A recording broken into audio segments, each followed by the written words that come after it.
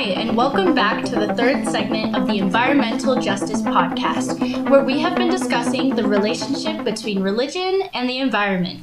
In this episode, we will be discussing the Navajo and Hopi creation stories and their perspective of the environment, and subsequently how they contrast to Abrahamic and more specifically Christian beliefs. We are briefly covering the Navajo and Hopi people as we live in Flagstaff, Arizona. I'm Kenya, joined by Zoe, Kaycie, and Dom. So, were they always called the Navajo and Hopi people? No. Actually, they weren't. According to Timothy Powell, the Navajo people are also known as Dani, which roughly translates to the people.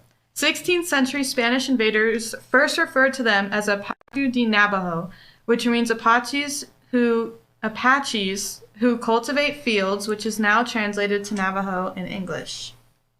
According to Britannica, the Hopi people were formerly called the Moki or Moqui in Spanish, which translates to dead.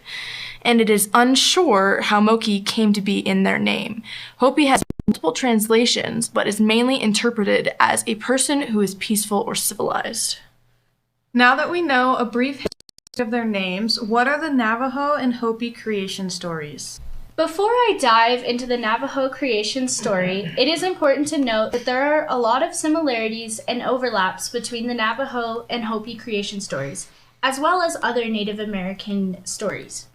So, Timothy Powell describes the Navajo creation story as an emergence from the earth that includes constant work to maintain a balance between themselves, their gods, and all other sentient beings. They also believed that Hashi-Dene, or the holy people, were predecessors and vital in the creations of the Hopi people. They believed that the first man and first woman had 5 pairs of twins, one of which was called Natli, or a being that is both male and female spirit. Today, we might refer to this identity as Two-Spirit in English. Similarly, PBS states that the Hopi people and many other native tribes also believed they emerged from the earth. When it came time for the Hopi to emerge, they met Masa, their creator and caretaker, and promised they would take care of earth for Masa, who allows them to stay. The promise they made also requires them to find centerpieces and mark where they lived with a spiral insignia. Another thing to note is that Masa is feminine, and we'll later expand upon this idea when we compare indigenous beliefs with Western ideas of nature and religion. Adding to what Kenya and Dom stated, there are more similarities between the Navajo and Hopi beliefs in regards to animals and land.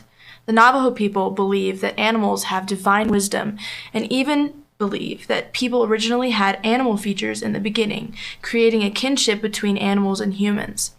In a similar manner, the Hopi people have deities that are humans with animal heads.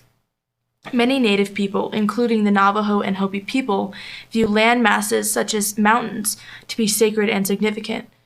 A local example in Flagstaff would be the San Francisco Peaks.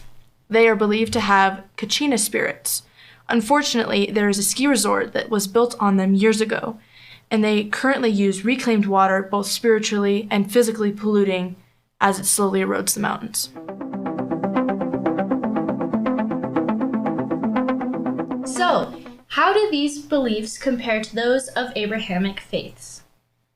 Abrahamic faiths read different portions from the Bible or the Old Testament, but for the most part they all go along Genesis, the book that contains their origin story.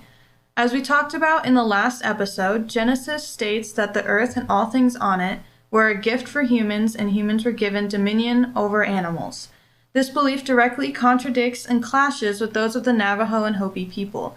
Both the Navajo and Hopi people view themselves as being a part of the earth and were given the responsibility of being caretakers of the land.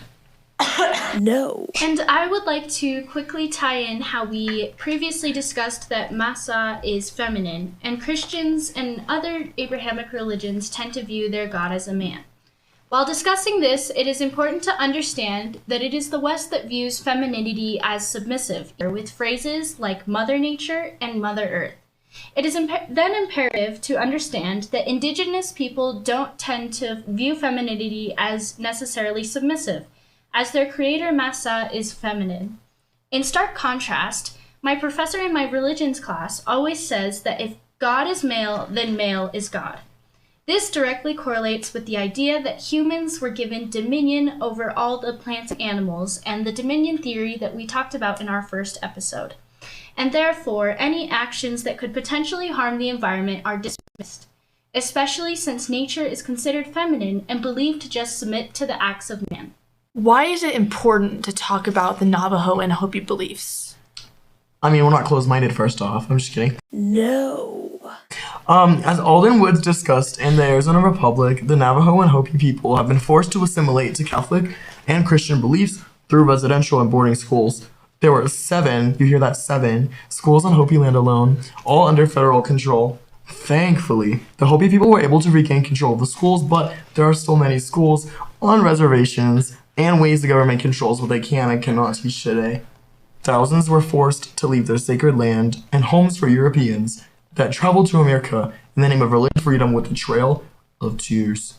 This continues to happen nowadays for constructing highways or extracting resources that companies or the government can profit from. After comparing Navajo and Hopi beliefs with Abrahamic/Christian beliefs, Capitalism and Christianity tend to influence and uphold harm inflicted both directly and indirectly to people such as Navajo and Hopi people. One example of this with the Navajo people is the uranium mining that was happening up until 2005. Jamie DeLamos discusses this in their article, Lessons from the Navajo, Assistance with Environmental Data Collection Ensures Cultural Humility and Data Relevance. DeLamos states that most of the uranium mining occurred from 1947 and 1986 and provided jobs for many Navajo people, but did not provide sufficient health and safety protection. The uranium mining destroyed the land, left the Navajo people with high rates of kidney disease, polluted their water, left many with renal disease and diabetes, and had many other adverse effects that continue to affect Native tribes. How does environmental justice tie into these issues? Environmental justice works to advocate for reparations, effective and meaningful change, and informed decisions that would utilize Indigenous and minority voices. DeLamos and their research group conducted a comprehensive community-based participatory research, which is a study that worked alongside with the Navajo people to compare and contrast land that was exposed to uranium and land that wasn't exposed. DeLamos' study group is an excellent example of how we should conduct research on Indigenous land, as they always worked to be culturally sensitive, such as when they paused their research when the Navajo people had their enemy war ceremony, and when there were rainstorms, as lightning is associated with the twin Navajo warriors that we previously discussed with the creation story with the 5 sets of twins that the first man and woman had.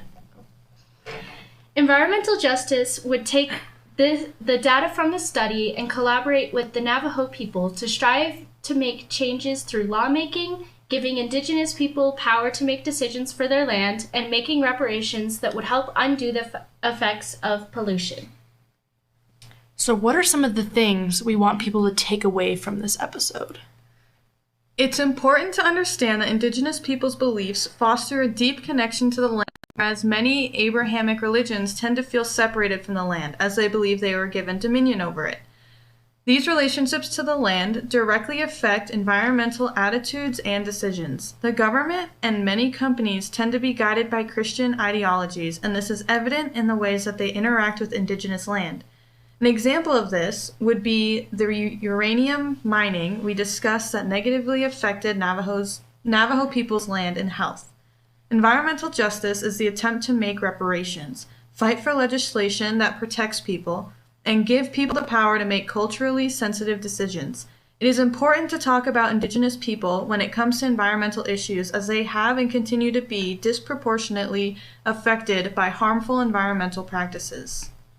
And that's it for today's episode. I hope you enjoyed listening to the third segment of the Environmental Justice Podcast. Stay tuned for our final episode that features Domic's epic rap, wrapping together the topics discussed in these 3 episodes. Yeah.